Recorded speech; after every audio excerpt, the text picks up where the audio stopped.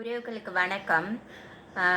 இப்போ வந்து இயல்பு, நம்மளை பற்றி ஆராய்ஞ்சிக்கணும். நம்ம மனசுனா என்ன, மனசுன்றது ஒரு கடல் மாதிரி அப்படின்னு நான் உங்களுக்கு எல்லாம் சொல்கிறேன்.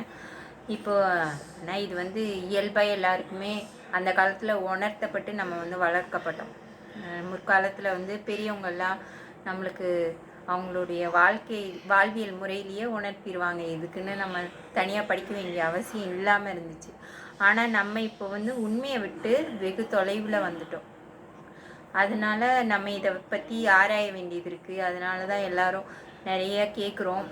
கேட்டாவது நம்ம உணர்ந்துக்கலாம், என்ன பிரச்சனை, இதை ஏன் சரி பண்ண முடியல, முன்னாடி நல்லா தானே இருந்தோம், இப்போ ஏன் இப்படி இந்த புவி சூழல் இருக்குது, எல்லாருக்குள்ளேயும் ஒரு ஒற்றுமை இல்லை, எதுலேயும் ஒரு ஒழுங்கு இல்லை அப்படின்ட்டு நம்ம எல்லாருமே ஒரு தேடுதலில் போயிட்டுருக்கோம் இல்லையா. இப்போது இதுக்கெல்லாம் படிப்பு கூட படிக்க முடியும். அந்த மாதிரி அந்த அளவுக்கு நம்மளுக்கு வந்து உணர்வு அற்ற நிலையில் நம்ம போயிட்டுருக்கோம். உணர்வு இருந்துச்சுன்னா நம்ம வந்து நாமளே இதை கற்றுக்கக்கூடிய ஒரு பாடம் தான். ஆனால் இப்போ அதை விட்டு விலைக்கு போகிற சில பேருக்காக கல்வி முறைகளும் இருக்குது. நிறைய கல்வி முறைகள். அதில் ஒன்று தான் செம்மை வனத்தில் மெய்யியல் வகுப்பெல்லாம் எடுக்கிறாங்க, அண்டவியல் அப்படின்னு சொல்லிட்டு. நம்ம அதெல்லாம் படித்தோன்னா அப்போ வந்து இன்னும் நம்மளுக்கு வந்து அறிவில் வந்து ஒரு தெளிவு ஏற்படும். உணர்ந்து நம்ம வந்து இயல்பு நிலைக்கு திரும்புறதுக்கு அது ஒரு விருப்பமாக இருக்கும். இப்போது நம்ம உண்மையை நோக்கி பயணிக்கணும்னு ஆசைப்பட்டோன்னா அதுக்குரிய பாதை எதுன்னு அறிஞ்சு நம்ம அதில் பயணித்தாதான் நம்ம வந்து அதில் போயிட்டு இன்னும் கொஞ்சம் வேகமாக நம்மளால் என்ன பண்ண முடியும், சேர முடியும்.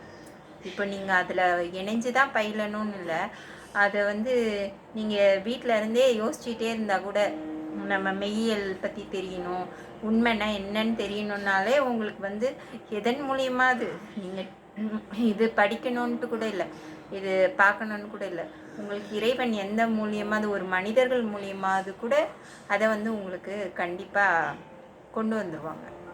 அதுதான் இயல்பு, அதுதான் இந்த புவி சூழல். நம்ம என்ன விருப்பமாக நினைக்கிறோமோ அது கண்டிப்பாக நமக்கு நடக்கும்.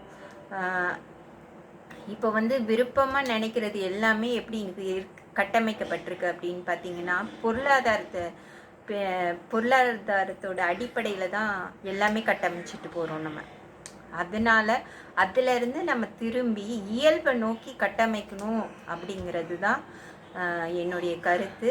அதுக்காக தான் உங்களுக்கு அதை புரிய வைக்க முடியுமா அப்படின்னு சொல்லிட்டு தான் இந்த காணொலியை நான் வெளியிடுறேன். நீங்களும் கொஞ்சம் முயற்சி பண்ணிங்கன்னா நம்ம அந்த இயல்புக்கு திரும்பிடலாம். இயல்புக்கு திரும்புறதுனால என்ன நடக்கும் அப்படின்னு சொல்லிட்டு உங்களுக்கு ஒரு சின்ன எடுத்துக்காட்டு சொல்லலாம். இப்போது நம்ம குடும்பத்தை எடுத்துக்கலாம். நம்ம குடும்பத்தில் வந்து எப்படின்னா, நம்ம குழந்தைங்க அந்த வளர்ந்துட்டு வர விதம் எப்படி இருக்குன்னா, இப்போ அவங்கள பார்த்து பயந்து பெரியவங்கெல்லாம் வந்து நடந்துக்கிட்டு இருக்காங்க. அது முற்றிலும் இயல்புக்கு திரிஞ்ச ஒரு நிலைமை. நம்மளை பார்த்து அந்த குழந்தைங்க வந்து பின்பற்றணுமே தவிர அவங்களுடைய அவங்களுடைய வழிநடத்தல் பேரில் நம்ம நடந்துகிட்ருக்கோம். இப்போது நிறைய பேர் அப்படி தான் செய்கிறோம். அது வந்து தப்பு. அது மாதிரி அதெல்லாம் வந்து உணர முடியும் நம்மளால். இதெல்லாம் அந்த உணர்வற்ற தன்மை தான்.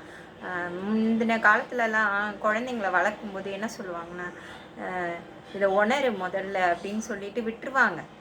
இப்படி கிட்ட உட்கார வச்சு முழுசமாக சொல்லி கொடுத்துட்டுலாம் இருக்க மாட்டாங்க. நீங்களே உணருங்க, அப்போ தான் உங்களுக்கு எல்லாம் தெரியும் அப்படின்னு சொல்லிட்டு உணர்வை பற்றி சொல்லுவாங்க. இப்போ அது மாதிரி விடாமல் வளர்த்தா நம்ம வந்து நல்லா வளர்த்துடலாம் அப்படின்னு சொல்லிட்டு ஒவ்வொருத்தரும் கிட்ட உட்காந்து ஸ்பூன் ஃபீடிங் சொல்லுவாங்க. அந்த மாதிரி வளர்த்துட்டு வரோம். அதுவே வந்து ரொம்ப மோசமாக இருக்கிறதுலே. இப்போது இவ்வளவுக்குள்ளே இந்த சூழல் இப்படி போகுதுன்னா, நாங்கள் நல்லா வளர்த்து காமிக்கிறோன்னு என்றைக்கு இந்த தலைமுறை இப்படி ஆரம்பிச்சதோ அன்னைக்கு ஆரம்பித்த கெடுதல் தான் இதெல்லாம்.